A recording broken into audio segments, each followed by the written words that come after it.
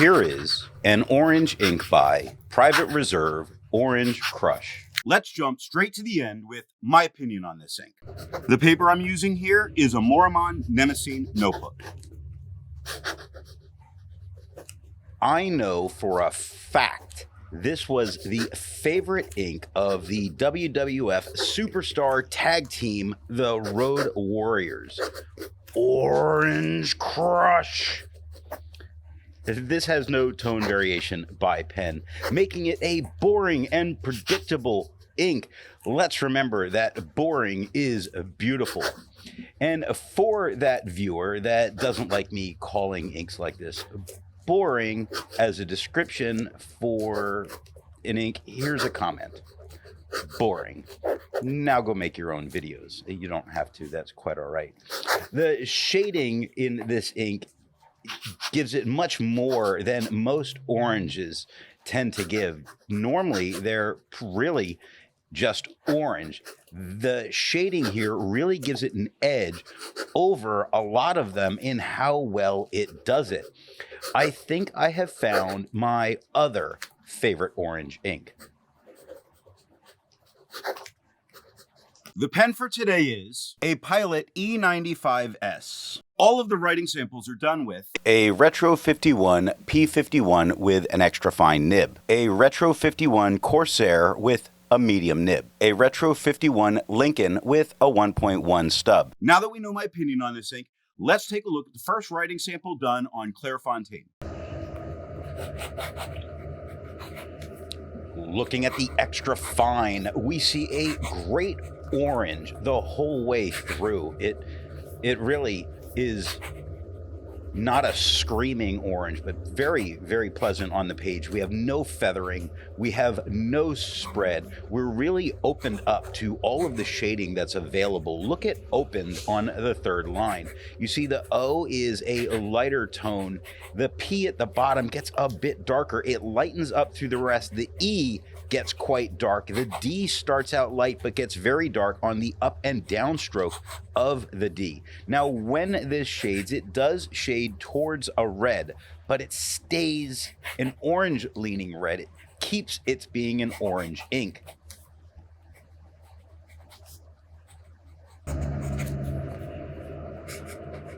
Looking at the medium nib, it is the same tone as the extra fine. We get no feathering. We get no spread. We get shading that looks wide. Look at looked on the second line. It starts as a lighter tone, but about the K, it darkens up, lightens up at the beginning of the D, and dark at the top. Very wide range it's showing. Looking at wide directly underneath that, or slightly right, the W starts slightly darker, lightens up quite a bit until you get to the end of the D and the E. That's very dark.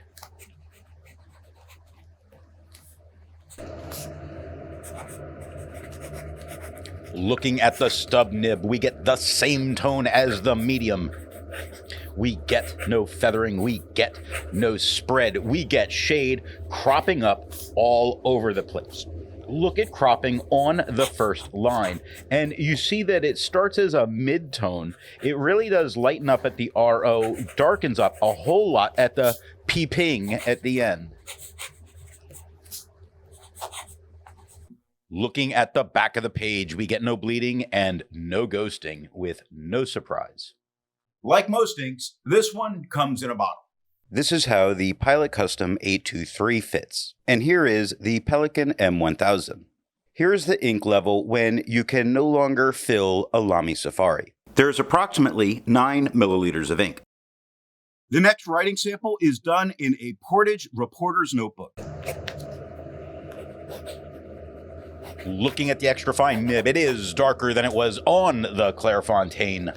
We get no feathering, we get no spread, we get what would appear to be almost no shading, but look at almost on the third line. The A is a nice mid-tone, the L darkens up a little bit, it lightens up on the moss, but the T gets much darker again.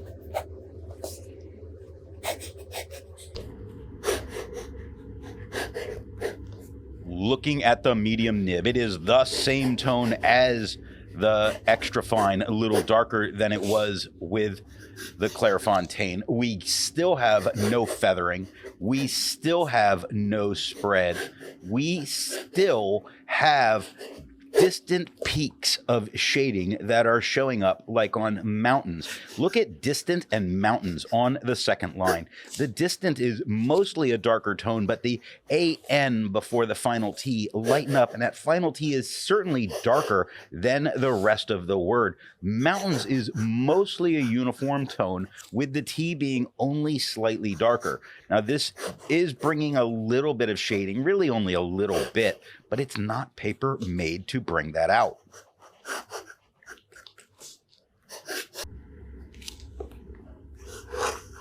Looking at the stub nib, it is the same tone as the medium. A little bit darker still than the Clairfontaine. That shouldn't be a surprise. No feathering, no spread among the shading when we look at among on the second line. It starts as a lighter tone. The second part of the M gets a little bit darker, goes back into a lighter tone again, and the G gets very dark. Looking at the back of the page, we get no bleeding and no ghosting. There's a lot to learn by doing multiple chromatographies. The one on the left is immediately put into water for 10 to 15 seconds. The one on the right, marked with a D, is let dry for 10 minutes before putting it into water.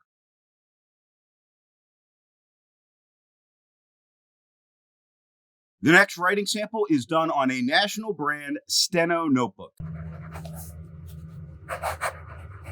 Looking at the extra fine nib, it's about as dark as it was on the Clairfontaine, but it is certainly looking much more like a red with an orange lean here, and that's a result of the paper, so it's not something that's wrong with the ink. Still is kind of orange in areas, so it's going to be whatever it is. There's no feathering, there's no spread, there is shading. Looking at whatever on the third line, it starts lighter at the W, darkens up a whole lot at the H, lightens at the A into the T, very dark with the TE, lightening up at the V, dark at the E, light at the R, whatever.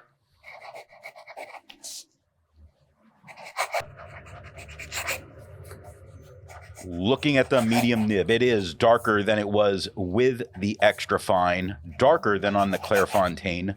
We get no feathering, we get no spread. The thing about the shading is it's definitely there, and you can see it looking at thing on the second line, where the TH is quite dark and the IN beginning of the G is lighter, where the bottom swoop of that G gets very dark again.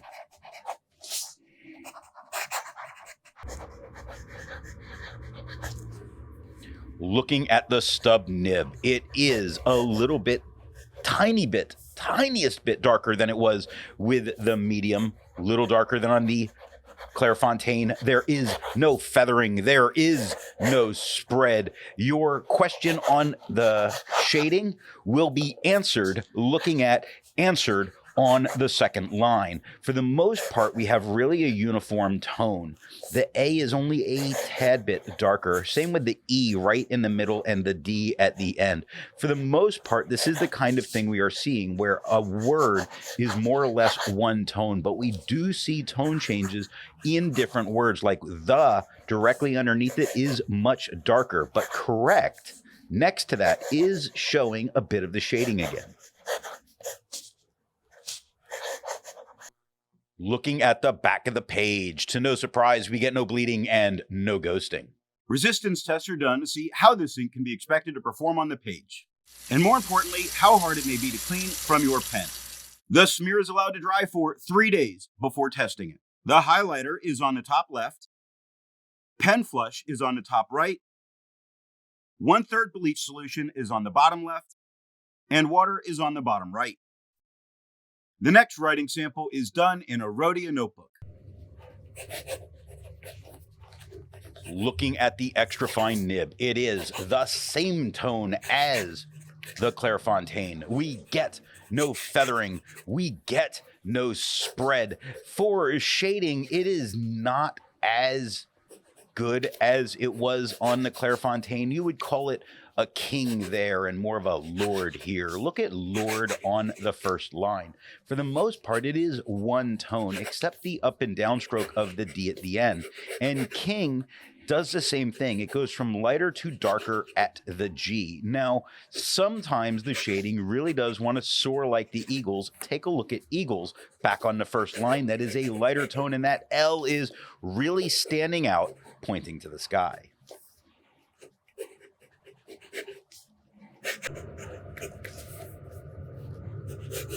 Looking at the medium nib, it is darker than it was with the extra fine, tiny bit darker than it was on the Clairfontaine. We get no feathering, we get no spread. Now, before talking shading here, really the vertical lines seem to have a little bit of an effect on it, looking at 15 and collars on the left side, or Maid on the second line. Chieftains does show us a little bit of what's going on in shading, so it does shade, though I don't think it shades as well as it did on the Clairfontaine. There we see a really uniform tone. Again, it does shade, it's just nowhere near as well.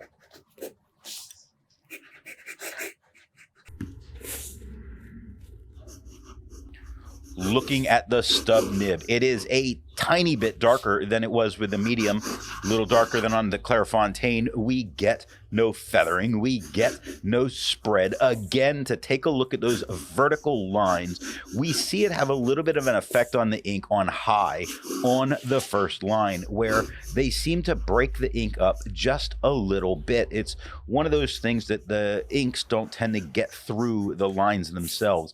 And here, when it comes to shading, it's not shading as well as it did on the Clairfontaine. So if you look at battle on the second line, it's mostly a uniform tone, but the crosses and the T's into that L are definitely darker. And when you look at 5 on the second line, the downstroke of the F goes from a lighter to darker tone.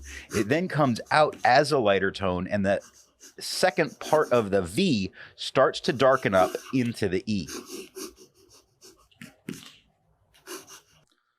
Looking at the back of the page, we get the very boring and predictable thing of no bleeding, no ghosting. With over 1,000 inks reviewed, let's take a look at some color comparables. Here is Califolio Anahuac.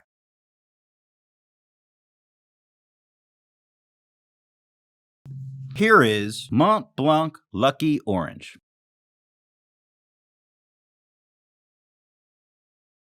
Here is Monteverde Topaz.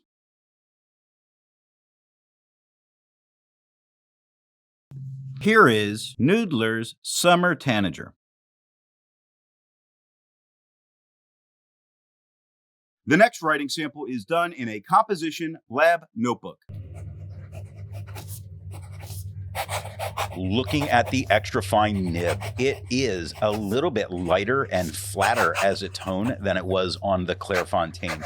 We get no feathering and we get no spread, but for shading, this does not fall flat. Take a look at flat on the second line, where the F is a little lighter than the L. The A lightens up again and the T gets quite dark, so there definitely is shading there, and quite a bit of it. Look at there on the second line. That starts darker, works its way lighter to the R, and then darkens up at the E again.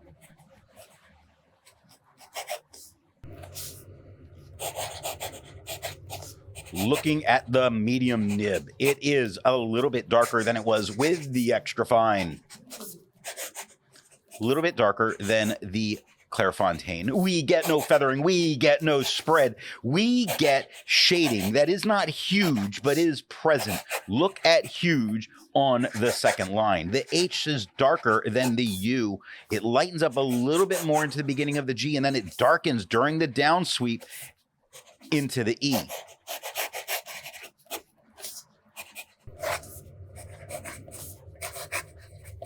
Looking at the stub nib, it is a little bit darker than the medium, around the same tone that we had on the Clairfontaine. We get no feathering, we get no spread, we get a good wholesome amount of shading, really a good wholesome family show. Look at wholesome, first line, the W is lighter, at the beginning. At second part of the W starts to get darker, lightens up into the ho before the L, that's very dark. Lightening up into the E, some gets a little bit lighter until the E, which is dark. We know that E is a dark, dark letter. It has a dark soul. Looking at the back of the page, this is a great performer for students here as we get no bleeding and no ghosting. While it's nice to see ink in the same color family, I prefer to find an ink that complements its color on the page. Here is a blue ink by Diamine Midnight. Here is a brown ink by Diamine Espresso. Here is a green ink by Diamine Ultra Green. Here is a purple ink by KWZ Gummy Berry. The last writing sample is done on 20-pound copy paper. Looking at the extra fine nib, it is a little bit darker than it was on the Clairfontaine. We get only tiny bits of feather, really. I want to call it practically none, but there is, you see it on B in the first line and meant on the second line. The spread is there, but it doesn't bring it all the way up to a medium. And if possible, there is some shading. Look at if possible on the third line, where the I and top of the F are lighter, but the bottom of the F gets darker. And possible, the P is a midtone, lightening up into the Aussie, but the I is very dark for the bull at the end that goes from lighter to darker, much darker at the LE than the B.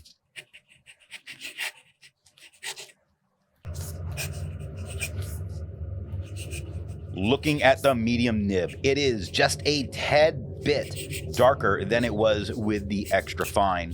We don't have any major feathering. We do have feathering. It's still copy paper, but don't have any major feathering. If you want to see the worst part of the feathering here, look at by on the first line and you can see just how little there really is. Now it does spread almost up to a broad. It does indeed have some shading going on. Look at indeed on the third line, where the I is a little bit lighter, the indeed is a little bit darker, but the last D is a bit darker than before.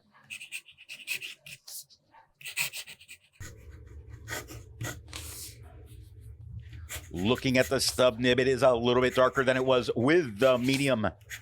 There is feathering, there is spread. None of the feathering or spread for any of the writing on this paper with this ink has been anything out of control or distracting that would stop you from using it here. So I think we have a good ink to use for 20-pound copy paper. The shading isn't really meant to happen a whole lot when it comes to copy paper. If you get it, it's lucky. And when we look at meant on the first line, the M is a nice midtone. The E darkens up. The AN lightens up a bit, and that T gets quite dark. Looking at the back of the page, while I wouldn't write back here because I would worry about losing it, I don't think the amount of ghosting coming through is a horrible thing. The ink does get deeper into the paper, but nothing came through touching the page underneath. So what nib and pen do I recommend using for this ink? The paper I'm using here is yellow Rhodia paper. Seeing as how consistent and boring this ink is in tone and shading and performance, I don't think there is any way other than a dealer's choice here. Look at it on the yellow Rhodia, and you're seeing really the most real change in how this looks on the page. And look at how nice a red it is. Orange Crush. I hope you got something out of this video, and if you're not subscribed, I would invite you to do so now.